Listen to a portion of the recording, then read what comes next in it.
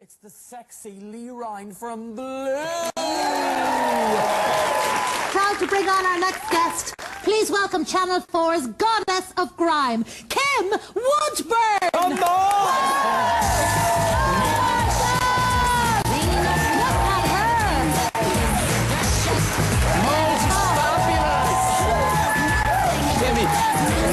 Sexy and black. Oh, that's rubbish. How are you, Lee Kim? Hello, my love. How are you? Hello, Kim. I love you. Oh, do you like them, aren't they? Oh my God, you've a great pair yourself. Those bosoms, I'm not kidding you. She has a great pair herself, hasn't she? Oh, I've had them reduced. No way. I certainly have. Reduced for sale. Say hello to Lee Ryan there. Are you married yet? No, never. Are you looking for an older woman with firm bosoms? A few bob in the bank and willing. I am. He spoke to you. Aggie, watch your mouth. You have a dirty mouth, Aggie. I heard Kim. Oh, no, don't start this, Bernie. No. I said draggy, not Aggie. I'm Kim, a rotten cook out of packets. I see, I'm a good cook. Excuse me, this is my show.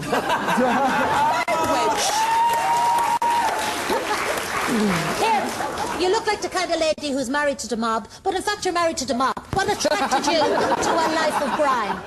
Well, I'll tell you what started. No, this, get your hankies out. You listen to You the can't shame me, and I've got no shame like you. Now, because, or get your hankies out. When I was a young woman leaving home after the war, I had nowhere to go, so I got into cleaning.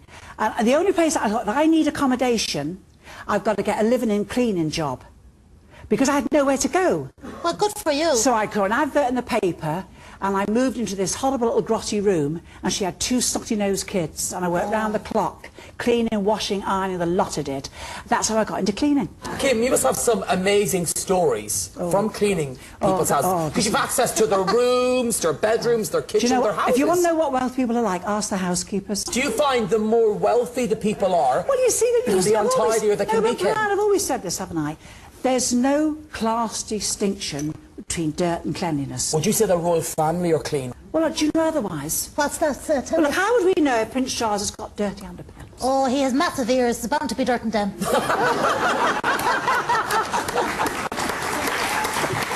So, Kim, tell us, how did you go from earning 250 quid a week as a cleaner to being one of the highest paid women at Channel 4 at an amazing age of 61? Whoa. Come on! Well, What was that like?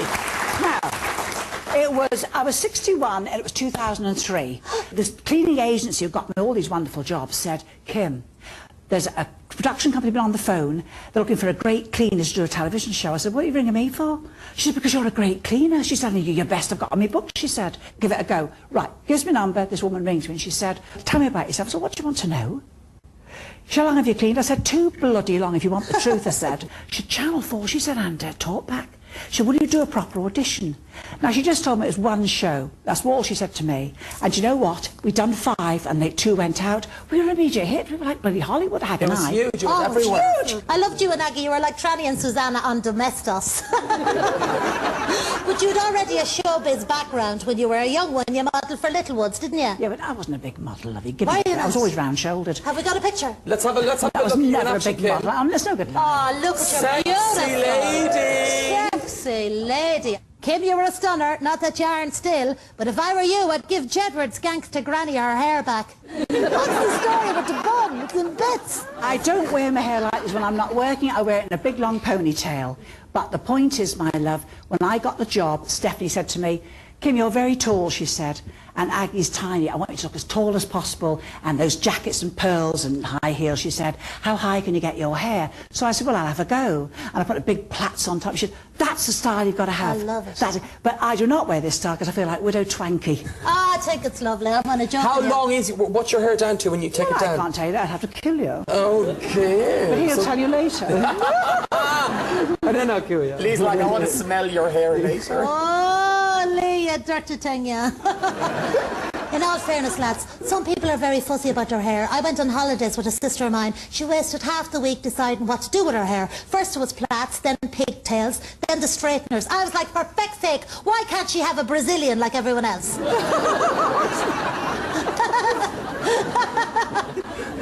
you get it, Ken? Mind you, some women do grow hairs very... No, this is to say that you're right. I don't myself, of course, but some women do have long... Yeah, do you have yours in a bun? Do you have down there in a bun? Yes!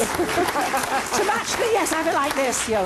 Tell her anything. like a piebald pony. Kim, is it true that if we stop washing ourselves, after 6 months, we start to self-clean like an expensive oven? Well, I wouldn't like to try that, would you? How many times do you shower, then? I bath twice a day. Bath twice? A bath? Yeah. 10 baths are not good for you. Well, they haven't done me any harm. No, I like swear to baths. God, no. Oh, God almighty. You've got to soak your bits, dear. You have to soak your bits. Jesus, but boiling them is another thing. What I don't like about a bath is when I've washed myself, the water is still floating around. Because with a shower, the dirt is gone. Now, but you shower after, don't you? Because a good soak gets you clean. And then the shower. You then shower, my love. Oh, thank you. So you have 2 baths and a shower? Well, the bloody shower's over the bath. So Whatever. Is that just go So you like have 2 that? baths and 2 showers? Jesus, I'm confused. Have you got a water meter? I remember there was one fella on your show that hadn't washed his sheets in 12 years. Oh, that's right. Yes, you know, we're not being crude. They hadn't No, I taken don't those think sheets so. off for years and years and years. Yeah, surely I not. was in his house last week. And some of them were and doing I pulled back horizontal the jogging sheets. on those I'm beds. talking! As I was saying, before I was so rudely interrupted by a very rich, famous person that cleans. I was in Brian's house last week and I pulled back the sheets and it was like trying to open a toasted cheese and ham sandwich. I swear to God, it was disgusting. That's really wrong.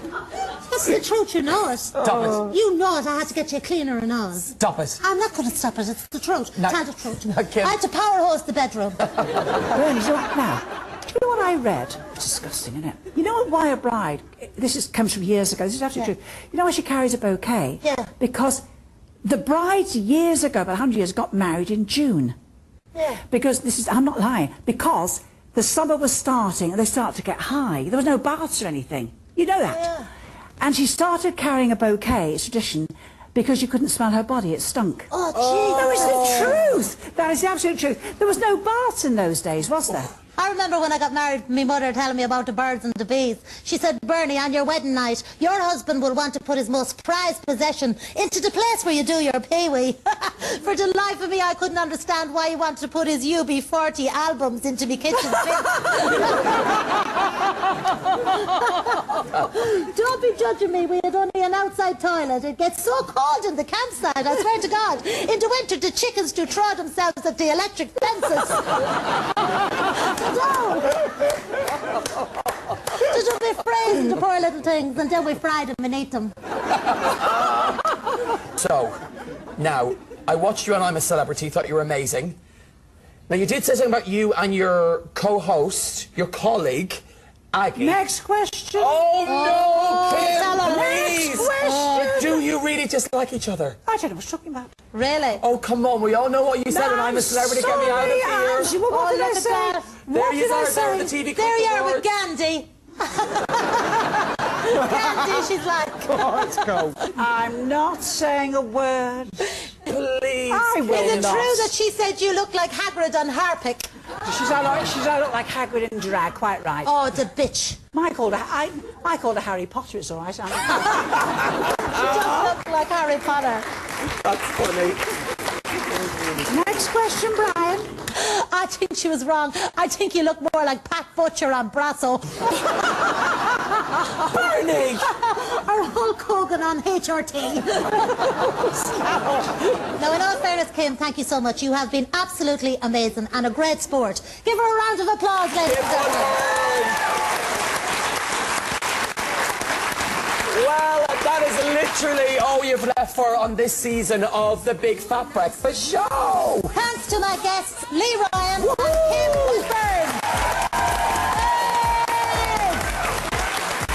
And thanks a million to you for watching. Oh, Bernie, what would it take for you to give me a kiss under the mistletoe? An anaesthetic. Oh, I love you. I love you too, Kiss Brad. me. Oh, he really kissed me. Good morning, Ireland.